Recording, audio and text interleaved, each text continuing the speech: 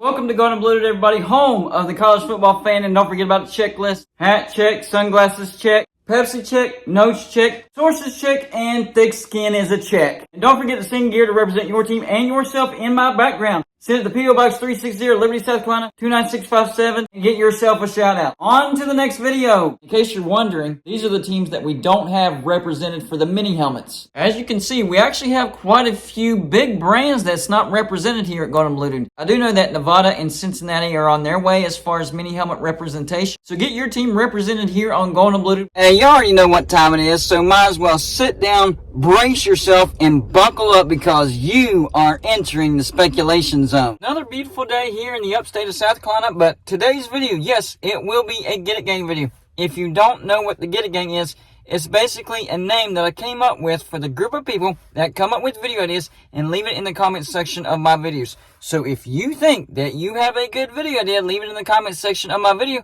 and I just might make a video out of it. So several Get It Gang video ideas in this particular video.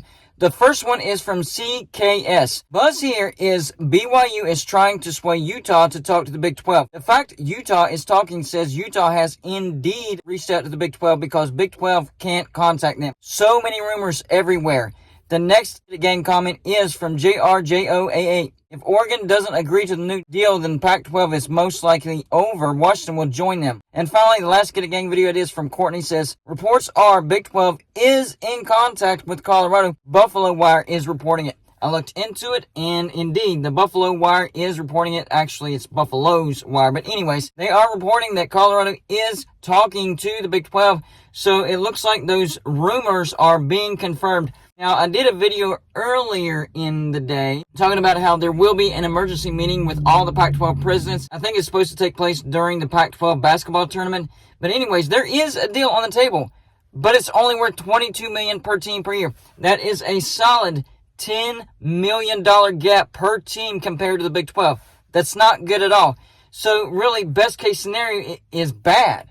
Bad. Best case scenario, the Pac-12 continues to exist, but the teams are only paid $22 million per team per year. And a lot of people like to point out, well, if they join the Big 12, they're only going to get $20 million per team per year. No, that's the guaranteed base rate. If the Big 12 can go out and get Power 5 schools, they will be able to increase that TV deal. That $20 million is just the guaranteed rate. Those new teams will get at least that $31.5 million that everybody else is getting in the Big 12. But in fact, they could get more than that depending on how much the TV deal could be increased by, because what they're doing in that TV deal clause is they're encouraging the Big 12 to go after Power 5 schools because there's no guarantee for a group of 5 school, but a $20 million guaranteed base start for any Power 5 team. So don't get that twisted. They would definitely get more than $22 million per team per year if they join the Big 12, because that wouldn't make any sense. Why would you turn down a $22 million per team per year to join the Big 12 for only $20 million per team per year? That just wouldn't make any sense. So no, that is not the case. So that first comment I want to address first. CKS saying Buzz here is BYU is trying to sway Utah to talk to the Big 12. So we heard that Arizona did in fact reach out to the Big 12, and then a day later we heard that the Big 12 is talking to all 4 corner schools. So it seems like all 4 corner schools have reached out to the Big 12 and Brett Yormark. So was it BYU that tried to convince Utah to talk to the Big 12? I don't think so. I think that's more on Arizona, because the Pac-12 showed unity and solidity by releasing that statement that's saying we're united, nothing's going to happen, the Pac-12 is here to stay, blah, blah, blah, blah, blah. But then Arizona reaches out to the Big 12. That kind of broke that. That showed everybody, nope, this is actually every man for himself. So it looks like the other 3 schools that are involved in the 4 corners, Arizona State, Colorado, and Utah, now they're reaching out to the Big 12. Because it is big-time rumors in Utah that Utah is indeed talking to the Big 12. And, of course, the Buffalo's Wire is reporting that Colorado has been in talks with the Big 12. So these teams are indeed talking to the Big 12. So a separate thing that I want to talk about, and the Monty Show talked about this, is that USC could be actively trying to recruit Oregon and Washington into the Big Ten. Now, we know that Oregon and Washington applied to the Big Ten right after it was announced that UCLA and USC was going to the Big Ten, and they were turned down. So I'm trying to understand the dynamics here. So they turned them down, but USC is still trying to recruit them. So maybe by recruit them, they're talking to the Big Ten saying, hey, these are the best brands that are available right now. It's a home run get. They want to be here. They have great academics. They would add to the Big Ten when it comes to athletics and academics. Go get Oregon and Washington. It seems like USC is actually vouching for Oregon and Washington. And just like the Monty Show pointed out, it was USC that basically started the Pac-12 on this road down to destruction. Now we know that George Kliavkoff has made some bad decisions, so he's definitely a big part of this. So don't get that twisted. He's definitely a big part of this.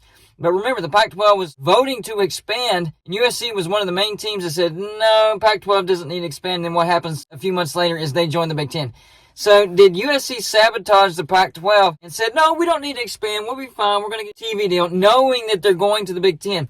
I think it's very, very possible. I think USC could be responsible as far as sabotaging the Pac-12, and now they're trying to recruit Oregon and Washington, and that would be it. That would be the final nail. Oregon and Washington are, without a doubt, the two biggest brands left. If they left for the Big Ten, it would be over for the Pac-12. So it would just be another nail in the coffin of the Pac-12, and the university that's hammering that now is USC. First they said no, the Pac-12 doesn't need to expand, knowing that they were going to go to the Big Ten, and then they did go to the Big Ten, and now they're trying to get the Big Ten to bring in Oregon and Washington. What USC has against the Pac-12, I don't know. But if you look at the entire picture, it really does look like that USC has something against the Pac-12. They voted against conference expansion. Then they went to the Big Ten. Now they're vouching for Oregon and Washington, trying to recruit them into the Big Ten. It seems like USC has some type of vendetta against the Pac-12. I don't know what that could be, and it's just hearsay. I can't really prove it. But if you looked at the trail of destruction that USC has left behind as far as the Pac-12 is concerned, it looks like USC is trying to sabotage the Pac-12. And it doesn't help that the Four Corners are talking to the Big 12. The Pac-12 is at a crossroads right now. They're at a crossroads. These teams are going to meet about this TV deal, a terrible, horrible TV deal. You think the Big 12 TV deal of $31.5 million per team per year is not good? Try $22 million per team per year, and oh yeah, 75% of that is streaming. That is about as bad as you can get, and a lot of that is because of George Kliavkoff, but some of that is also because of USC.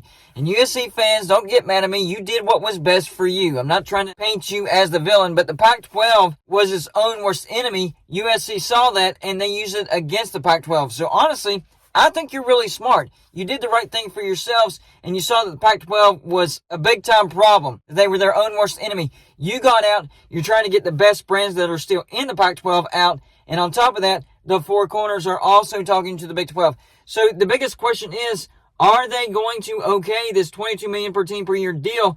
Are they going to bring in SMU and San Diego State? Because we've heard that rumor flying all over the place for like the last month. And will all the universities sign that grant of rights? Because there is no TV deal unless they sign that grant of rights. And when they sign that grant of rights, you better believe there will be a substantial buyout for a bad TV deal. I don't understand why these universities would sign this TV deal other than they just want the Pac-12 to continue to exist, because that is the only bright spot about this.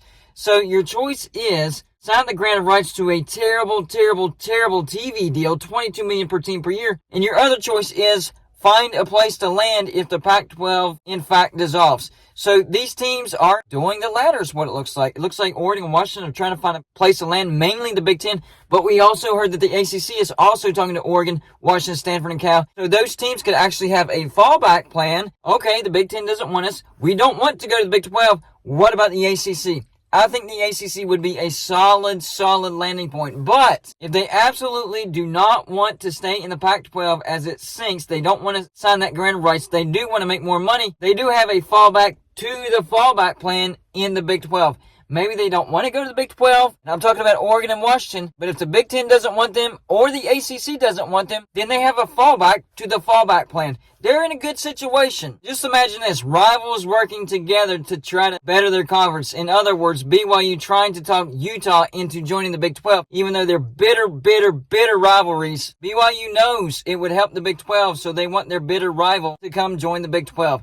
Crazy rumors, crazy stuff going on right now when it comes to the Pac-12. So y'all let me know in the comment section. Number one, do you think that this terrible, horrible, no good, very bad TV deal gets voted through? Number two, if it doesn't get voted through, how soon do you think the Four Corners join the Big 12? Do you think it's this year?